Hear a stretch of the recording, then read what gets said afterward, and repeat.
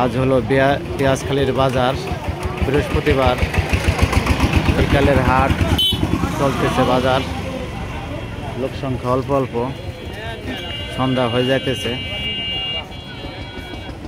এখনো টুকটাক ভালো বেচা কিনা হইতেছে। এখানে অনেক বড় বড় আম নিয়ে আসছে কাকা। এর পাশে অনেক আম আছে, ভাইরা আম দেখতেছে। ভালো হবে না মন্দ হবে। কত করে বিক্রি করলেন ওটি? 90 টাকা না? এটা কি আম বলে? কি আম বলে ভাই? ওই 3 কেজি ধরেন।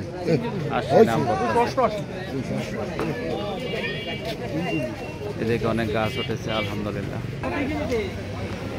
ওখানে মনে হয় বাদাম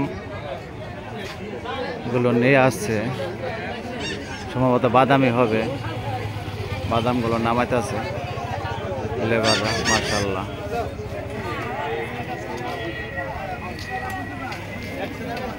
পাশে আছে মাছের বাজার।